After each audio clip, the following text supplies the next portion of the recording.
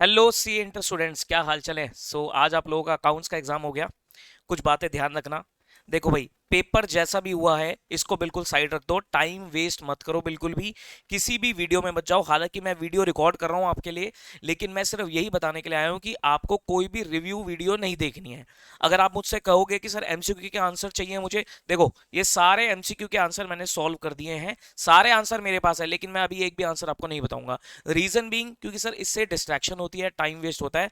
अभी लगभग समय हो रहा है 6:30 का। तो आपको क्या करना है, 8 बजे तक आप लोग रेस्ट कीजिए। 8 बजे तक आप लोग रेस्ट कीजिए, और उसके बाद 8 8:30 के बीच में आप लोग लॉ की तैयारी कीजिए। एक दिन बाद आप लोगों का लॉ का एग्जाम है, क्यों टाइम वेस्ट करना है भाई। लॉ में भी कम सिलेबस नहीं है, अच्छा खासा सिलेबस है। Focus on law exam. Account जैसा हुआ है इसको बिल्कुल साइड रख देना। कोई भी यूट्यूब पे अगर आपको वीडियो दिखती हो एमसीक्यू के सॉल्यूशन, ये वो बहुत सारे मैसेज मेरे पास आ रहे हैं, सर एमसीक्यू बता दो, एमसीक्यू बता दो। एक भी आंसर नहीं बताऊंगा मैं। प्लीज मैं आपको रिक्वेस्ट करूंगा, हम्बल रिक्वेस्ट है कि आप कहीं भी कोई भी आंसर मत देखो।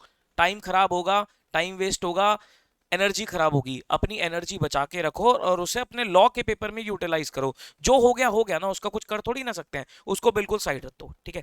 अब जो मई वाले एग्जाम, मई वाले जो स्टूडेंट्स है, मई में सितंबर में जो भी एग्जाम देंगे, उन लोगों के लिए वीडियो रेलेवेंट है। सिर्फ मैं ये बताने वाला हूं कि भाई पेपर कैसा था, किस टाइप का पेपर आता है। देखो ये आपका सब्जेक्टिव वाला पार्ट हो गया, ये सब्जेक्टिव वाला पार्ट हो गया, मैंने पूरा लिख रखा है। ऐसे स्क्रॉल करूंगा तो टाइम लगेगा। ये सब्जेक्टिव वाला पार्ट है, और ये आपका एमसीक्यू वाला पार्ट है। ये आपका एमसीक्यू वाला पार्ट है। अब तो एमसीक्यू भी मिलता है, तो एमसीक्यू वाला पार्ट भी मेरे पास है। चिंता करने की जरूरत नहीं है, मैं पूरे पेपर की सॉल्यूशन की वीडियो डाल दूंगा यूट्यूब पे। एग्जाम खत्म होने के बाद, एक बार दोनों ग्रुप के एग्जाम खत्म हो जाए, बच्चे फ्री हो जाएं, उसके बाद ये पूरा पेपर, मेरा वादा है आपसे, मैं सॉल्व करके यूट्यूब पे डालूंगा, डेफिनेटली डालूंगा। लेकिन अभी कुछ नहीं, अभी कुछ नहीं। देखो जी, पेपर किस तरीके से आया। पेपर का अगर लेवल देखें, इजी था, हार्ड था, या फिर आपका एवरेज था। देखो अगर मैं पेपर एमसीक्यू की बात करूं, तो सर एमसीक्यू में कुछ एमसीक्यू तो मुश्किल थे, दिमाग लगाने वाले थे, और कुछ बहुत सिंपल थे। तो एमसीक्यू का जो लेवल है, एमसीक्यू का लेवल है एवरेज। लेकिन सब्जेक्टिव पार्ट की बात करूं तो sir subjective part is easy. Study mat के बेस पे क्वेश्चन थे, सब्जेक्टिव पार्ट बहुत आसान था। 70 नंबर का पार्ट इज इजी। लेकिन हाँ, 30 नंबर के एमसीक्यू, उसमें कुछ एमसीक्यू थोड़े ट्रिकी थे, और कुछ एमसीक्यू आपके बहुत सिंपल सिंपल भी थे, ठीक है। तो इस तरीके से अगर मैं एक मिक्स करके रिव्यू देखूं तो पेपर का, तो पेपर में कह सकता हूं सर एक एवरेज लेवल का पेपर था। एक एवरेज लेवल का पेपर था, not so easy, not very hard, एक एवरेज लेवल का पेपर था। एग्जाम्शन वाला पेपर था, एग्जाम्शन आ सकती है, एग्जाम्शन आ सकती है अगर तरीके से पेपर हो। लेंदी था, लेंदी तो देखो होता ही है, शुरुआत से बोलता आ रहा हूं कि पेपर लेंदी होता है, लेंदी तो था, बट मुश्किल नहीं था, ठीक है। ये एमसीक्यू थे। एक केस स्टडी बनाई इन्होंने AS22 की, भाई साहब मजेदार केस स्टडी, दिमाग लगाने वाली केस स्टडी। इसका जो केस स्टडी का लेवल था ये हाई था, ठीक है। ये पहले 4 क्वेश्चन जो केस स्टडीज के थे AS22 के, ये बढ़िया थी, दिमाग लगाने वाली थी।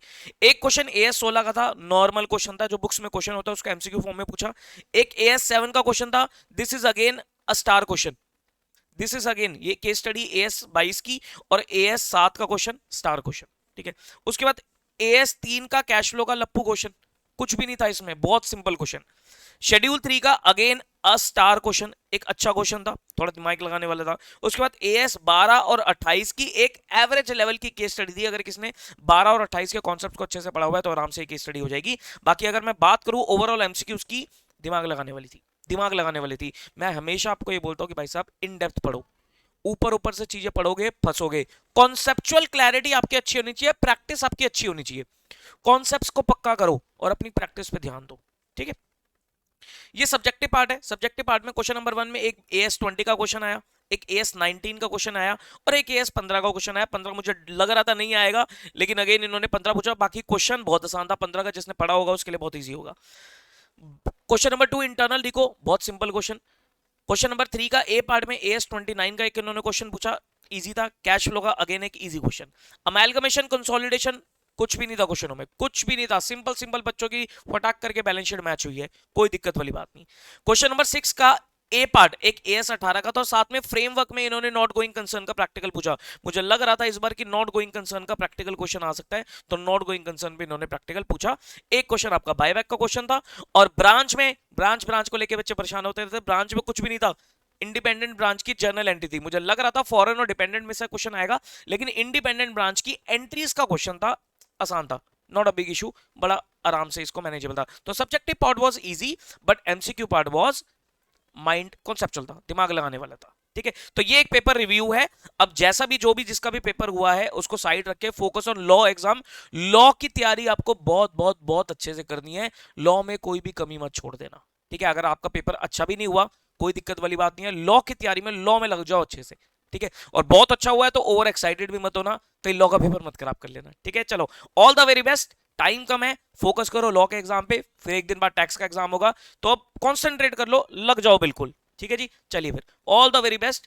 और चिंता मत करो, जनवरी वाले बच्चे भी, मई वाले बच्चे भी, सितंबर वाले बच्चे भी, पेपर पूरा सॉल्व करके मैं यूट्यूब पे डालूंगा, लेकिन एग्जाम खत्म होने के बाद। Bye bye.